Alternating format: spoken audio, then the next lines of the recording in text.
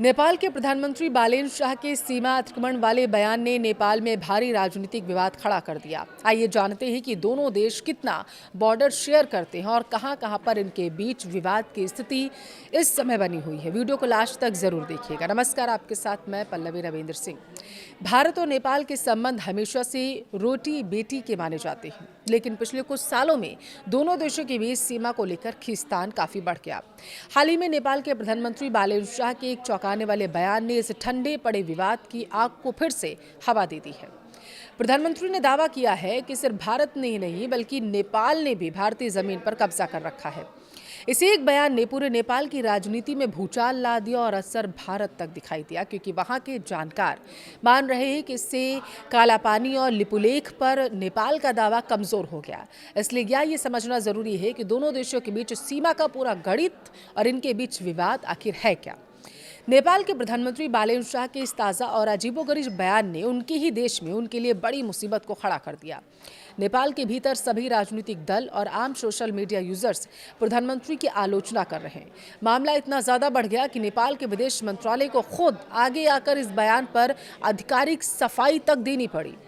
नेपाल के सीनियर राजनयिकों का साफ कहना है कि पीएम के इस गैर जिम्मेदाराना बयान ने अंतर्राष्ट्रीय स्तर पर कालापानी और लिपुलेख के साथ ही अन्य क्षेत्रों में सुस्त जैसे महत्वपूर्ण विवादित क्षेत्रों पर नेपाल के सालों पुराने मजबूत दावे को बेहद कमजोर कर दिया। अगर भौगोलिक नजरिए से देखा जाए तो भारत और नेपाल एक बहुत लंबा ऐतिहासिक और अंतर्राष्ट्रीय सीमा को आपस में शेयर करते हैं।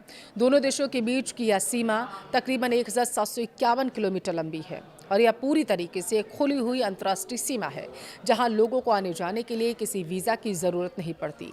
भारत के कुल 5 महत्वपूर्ण राज्य नेपाल के साथ अपनी सरहदें मिलाते हैं। इन राज्यों में उत्तराखंड, उत्तर प्रदेश, बिहार, पश्चिम बंगाल और सिक्किम शामिल है।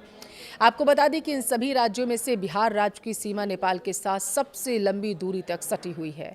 भारत और नेपाल के बीच सीमा का पुराना विवाद तब पूरी तरीके से भड़क उठा जब साल 2020 में भारत सरकार ने देश का एक नया राजनीतिक नक्शा आधिकारिक तौर पर जारी किया था।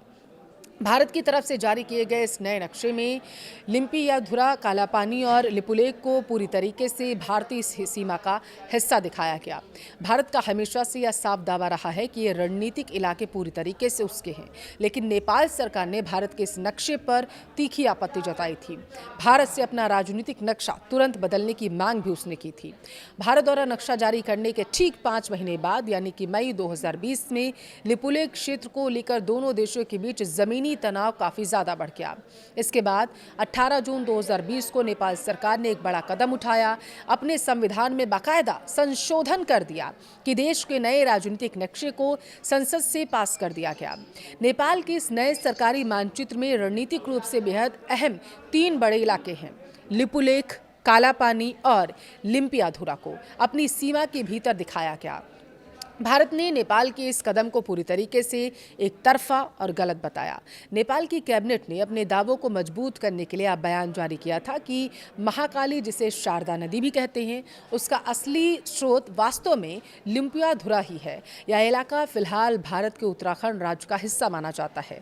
नेपाल के सर्वे विभाग के पुराने रिकॉर्ड्स के मुताबिक साल 1850 और 1856 में दोनों देशों ने मिलकर जो नक्शा बनाया था उसमें सुगौली की संधि के आधार पर महाकाली नदी को ही दोनों देशों की असली सरहद माना गया, जिससे कालापानी नेपाल का हिस्सा ठहरता है।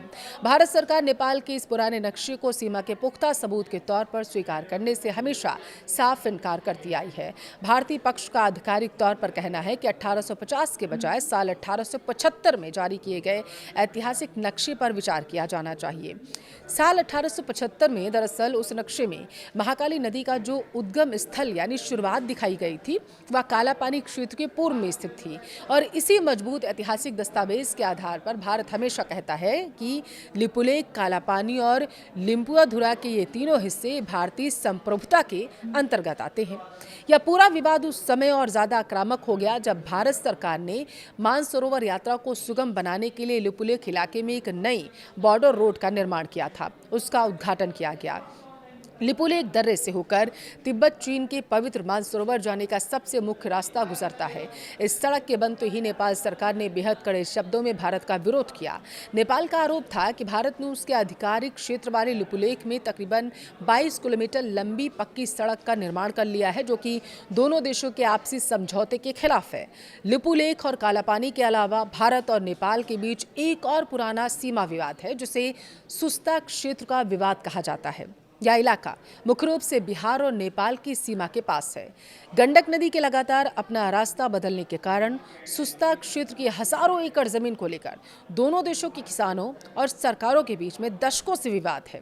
दोनों देशों के सर्वे अधिकारी और तकनीकी एक्सपर्ट सालों की साझा कोशिशों के बावजूद भी आज तक कोई ऐसा सर्वसम्मत नक्शा तैयार नहीं कर पाए जिस पर दोनों देश पूरी तरीके से राजी हो सके।